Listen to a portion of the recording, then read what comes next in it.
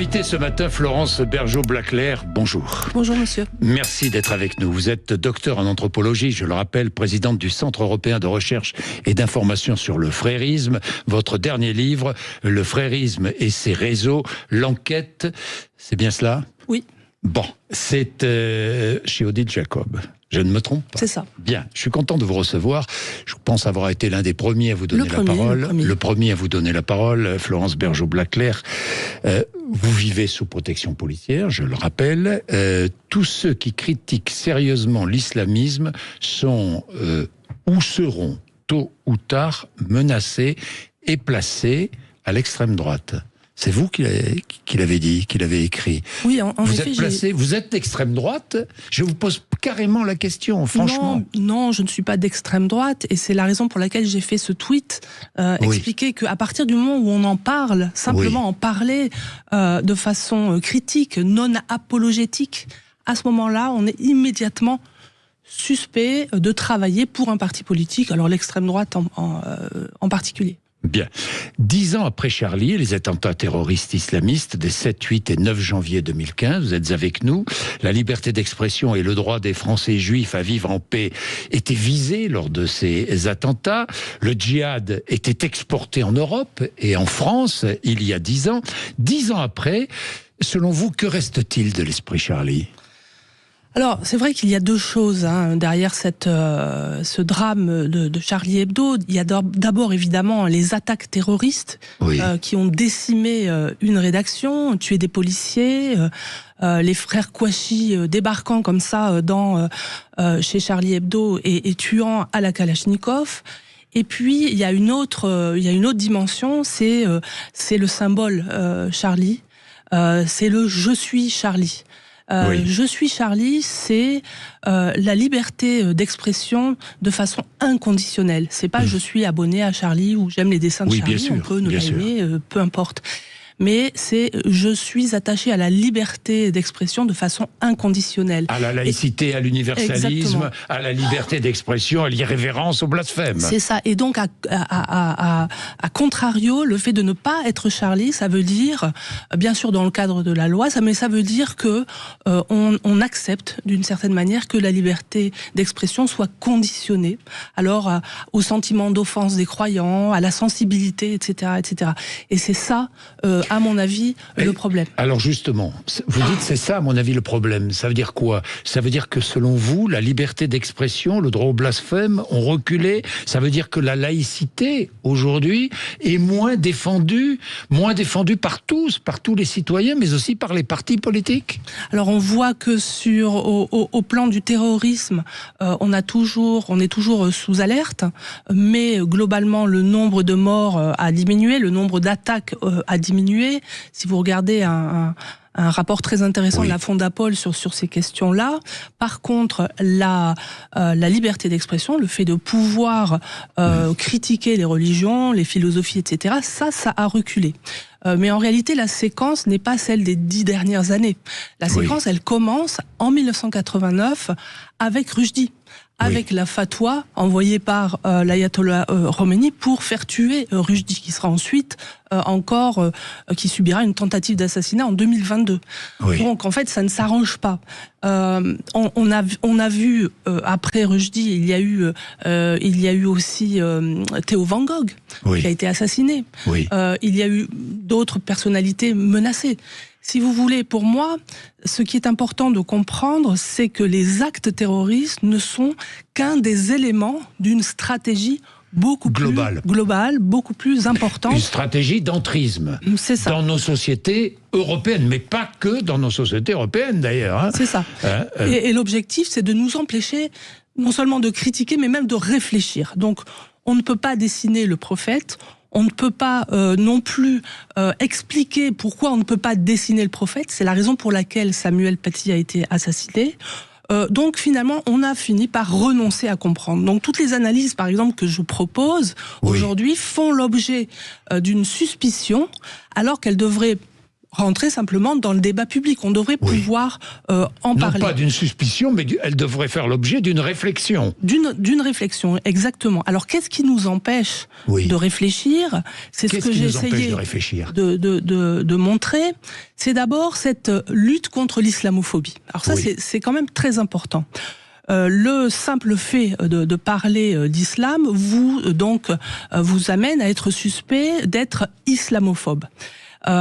C'est un mécanisme. Vous n'êtes pas islamophobe, bien sûr Florence que non. Bergeau-Blaclair. Bien sûr que non. C'est un dispositif qui est enclenché chaque fois qu'un individu en fait musulman prétend avoir été offensé. Et donc c'est un dispositif qui fait partie de quelque chose de beaucoup plus vaste, d'une stratégie, c'est ce que je disais, qui pour tout musulman, pour le musulman qui est croyant et peut-être endoctriné aussi par l'islamisme, par le frérisme, c'est un djihad défensif. La lutte contre l'islamophobie, c'est un djihad défensif. Alors, qu'est-ce que c'est qu'un djihad défensif? Alors, il y a deux formes de djihad. Il y a un djihad offensif. Normalement, un musulman ne peut pas déclarer lui-même être en position de djihad offensif et attaquer comme ça pour les non-musulmans, les mécréants. C'est seulement le gouverneur d'un État islamique qui peut le faire. Et c'est la raison pour laquelle, quand l'État islamique a été créé en 2015, on a vu tous ces attentats intervenir. Et puis après, quand l'État islamique a été défait, ça a décru. Le djihad offensif, auquel appelle Youssef El-Qaradawi, le mentor des frères musulmans, c'est un djihad que l'individu peut déclarer à partir du moment où il se sent atteint dans sa religion. Ce qui explique les attentats commis par une seule personne et les attentats commis par des citoyens endogènes. Et pas forcément des attentats d'ailleurs, ça peut être des formes de guerre psychologique. De guerre psychologique, oui. Et le fait chez les frères musulmans d'avoir fait croire en fait aux deux générations de jeunes musulmans qu'ils ne sont pas aimés par la France, qu'ils sont des victimes d'islamophobie, ça a créé une espèce de ressentiment chez eux et ils se sentent sans arrêt attaqués, malmenés, etc. Et ils sont en position, finalement, de se mettre en djihad défensif, c'est-à-dire d'attaquer avec les moyens proportionnés, comme il dit, c'est-à-dire peut-être de mener une guerre psychologique contre la société française. Alors justement, parlons des frères musulmans, puisque vous travaillez depuis maintenant longtemps sur les frères musulmans, sur l'entrisme, sur... j'ai vu, il existe en Grande-Bretagne des tribunaux et des polices islamiques.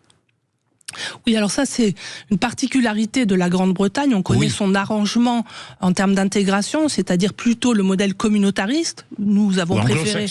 Exactement, nous avons préféré plutôt un modèle assimilationniste. Mais en réalité, même s'il y a des tribunaux institutionnalisés, il y a en France des tribunaux informels. En France ? Oui, de sorte que les musulmans qui ne respectent pas les règles religieuses dans certains quartiers sont exclus, maltraités, parfois menacés de mort. C'est le cas en France, bien sûr. C'est le cas des apostats, par exemple. Ceux qui quittent l'islam font l'objet de véritables de discriminations et même des menaces, des menaces de mort. Ce qui est important de comprendre, c'est que dans cette stratégie, c'est ce qu'on appelle la subversion. C'est pas une stratégie guerrière violente, c'est une guerre psychologique qui consiste, et je vais vous citer Sun Tzu, parce que c'était un stratège du IVe siècle avant Jésus-Christ. Il disait: ceux qui sont experts dans l'art de la guerre soumettent l'armée ennemie sans combattre. Oui. Donc c'est une soumission, volonté de soumettre sans combattre.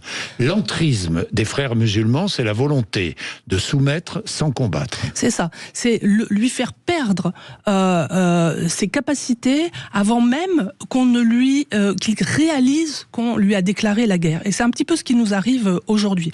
Alors comment ils font ça ? Eh bien, en nous faisant perdre nos repères, en nous culpabilisant, c'est tout le narratif, comme on dit, de la lutte contre l'islamophobie, en ringardisant notre culture, en nous désarmant psychologiquement et physiquement. En fait, c'est une idéologie. C'est ça. Et il s'agit de détruire avant de pouvoir imposer en fait ses propres règles. Parce que les frères ont un projet de société islamique. Ils ne font pas ça gratuitement. C'est pas qu'ils nous détestent pour ce que nous sommes et puis voilà, c'est tout, et qu'ils veulent nous combattre.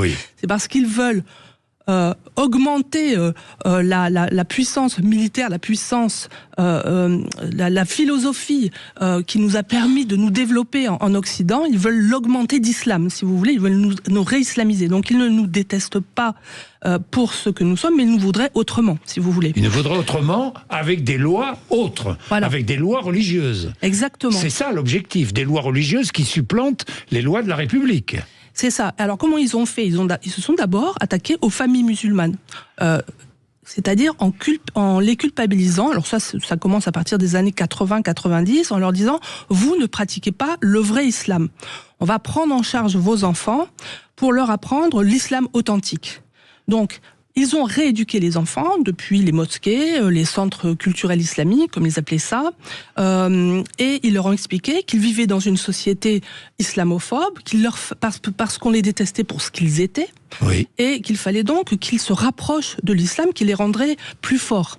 Les familles ont confié leurs enfants parce qu'elles avaient peur que ces gamins partent faire le djihad, par exemple. Bien sûr. Et c'est là qu'ils les ont endoctrinés facilement. Dans le même temps, les frères se sont aussi attaqués aux structures religieuses.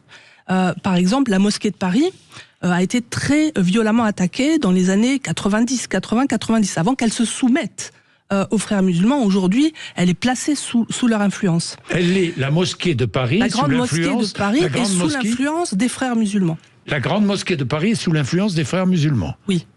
Troisième élément, les frères ont également établi un réseau associatif maillé le territoire d'associations, alors religieuses évidemment, périscolaires, culturelles, par lesquelles ils influencent plusieurs secteurs. Alors, vous avez les fédérations d'écoles musulmanes, vous avez les fédérations des femmes, d'acteurs de la santé, les réseaux d'avocats, les aumôneries, les associations d'étudiants, le secours islamique, et ça c'est tout sur tout le territoire, avec un maillage transnational qui part aussi en Europe. À tout cela s'ajoutent les sentinelles, les influenceurs, qui ont eux infiltré en fait un certain nombre de milieux, les associations antiracistes, les syndicats, le milieu du sport, les partis, surtout les partis de gauche, on en connaît un en particulier. Les écoles de formation des hauts fonctionnaires sont aussi l'objet d'entrisme. Donc vous voyez un peu la situation. Et la police et l'armée ?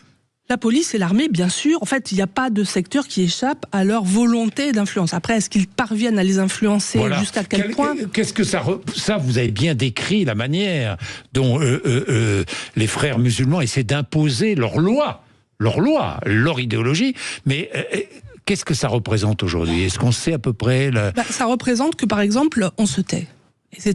Et ça représente, c'est ce que j'ai dit au début de l'émission, c'est ce que j'ai dit, c'est on ne peut plus en parler, on ne peut plus dire qu'on ne peut plus en parler, on ne peut plus du tout l'étudier. Et c'est ça le problème. On ne peut plus l'étudier. C'est ça. Et à partir du moment où on ne peut plus l'étudier, on ne peut pas se rendre compte qu'une guerre nous est menée. Et donc, on n'a pas les moyens de défense. Je comprends. Et c'est vrai à tous les niveaux.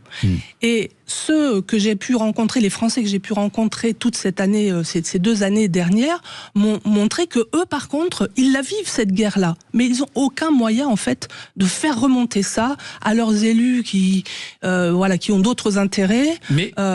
Mais c'est une infiltration. C'est une infiltration. De l'intérieur. Voilà. Une ingérence de l'intérieur qui concerne les musulmans, bien sûr, mais pas que les musulmans. Mais bien sûr, ça concerne les musulmans. En fait, c'est Yuri Bezmenov, un ancien du KGB qui était passé à l'Ouest, qui expliquait qu'une société ne peut pas être subvertie si elle ne veut pas être subvertie. Donc, quelque part, nous consentons à ça. Et pourquoi ?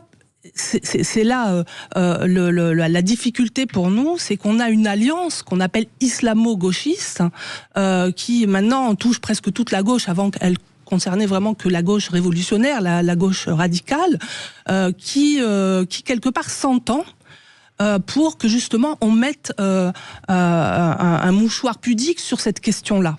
Oui.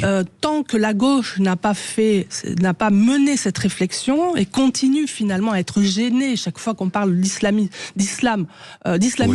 au prétexte qu'en fait on confondrait, ce que je ne fais jamais. C'est la raison pour laquelle j'ai écrit un livre sur le frérisme pour dire que ce n'est pas l'islam, c'est le frérisme. C'est le frérisme, ce n'est pas... C'est de ça dont je parle.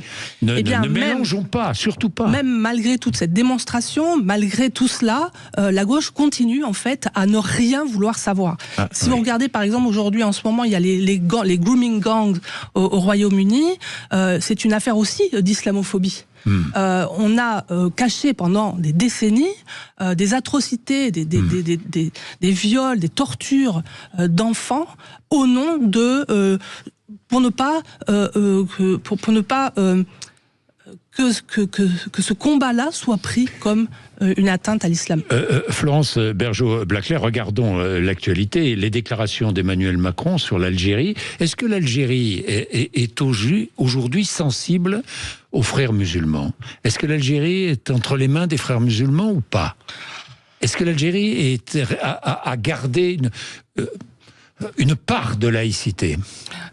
Toutes les sociétés musulmanes, au moins pour celles qui n'ont pas interdit, tous les pays musulmans qui n'ont pas interdit les frères musulmans sont quand même sous l'influence de leur idéologie. Alors après, l'idéologie des frères musulmans, ça dépend des contextes. C'est ça qu'il faut bien comprendre. C'est pas la même partout. Elle n'agit pas de la même manière partout. Mais bien sûr, elle est présente depuis le fils en Algérie. Il faut pas oublier que le fils a été empêché d'accéder au pouvoir. Mais ça ne veut pas dire qu'il n'y est pas quelque part. Donc il faut identifier, c'est ce que vous faites. Vous travaillez pour identifier cet entrisme des frères musulmans. Vous travaillez pour nous réveiller, pour réveiller la société française, pour réfléchir. Travailler pour la société.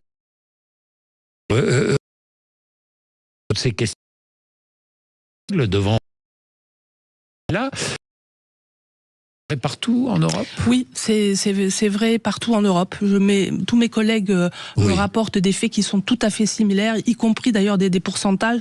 Par exemple, on a 52% des lycéens en général qui pensent que le droit de critiquer de manière outrageante une religion n'est pas correct. Et c'est 78% des lycéens musulmans. Ça c'est pour la liberté d'expression. Mais pour le rapport à la règle religieuse, à la charia, on a 57% des jeunes musulmans qui pensent que la charia est plus importante que les lois de la République. On a même 65% des lycéens qui pensent ça. Donc c'est quand même une situation très préoccupante. C'est une partie de notre jeunesse... Des générations futures. Voilà, c'est une partie de notre jeunesse, quelque part, pense qu'il faut laisser la charia s'instaurer dans notre pays. La théocratie n'est pas compatible avec la démocratie, donc ça fera un conflit ouvert. Oui, ça créera forcément un conflit ouvert, c'est ce que vous nous dites. En fait, c'est un avertissement. Votre travail est un avertissement, Florence Bergeaud-Blaclair. On peut aussi le prendre comme ça. On peut aussi le prendre comme ça. Je voudrais terminer sur la Syrie. La Syrie... Bon, je sais que la communauté internationale est en train d'essayer de créer des liens avec la Syrie, peut-être freiner les ardeurs islamistes du nouveau pouvoir syrien. Qu'en pensez-vous? Que pensez-vous de ce nouveau pouvoir syrien? Bon, je ne connais pas, je ne suis pas spécialiste de cette ère géographique, mais je n'ai pas l'impression qu'on a pris Joulani au sérieux. C'est un ex-djihadiste, soi-disant. Pour moi, je ne vois pas la différence entre l'islamisme et le djihadisme. Le djihadisme, c'est juste c'est le bras armé, en fait, de l'islamisme. Joulani a conservé la même idéologie, mais il n'est pas idiot. Ça a l'air d'être un homme intelligent qui sait que pour arriver et prendre la Syrie, il faut plaire aux Occidentaux. C'est Gilles Kepel, je crois, qui disait il a été relooké par le Qatar et la Turquie. C'est ça. Maintenant, on le voit aussi s'entendre avec la Turquie. Il y a un axe sunnite là qui se met en place, qui est assez dangereux pour Israël, notamment. Voilà, moi je suis très très dubitative sur cette situation. Je pense que la Syrie deviendra un État islamique. J'avais envie de vous poser, pour revenir à la situation en France, est-ce que vous êtes inquiète? La situation en France est inquiétante. Elle est inquiétante. Elle est inquiétante. D'ailleurs, les services de secret, de renseignement. D'ailleurs.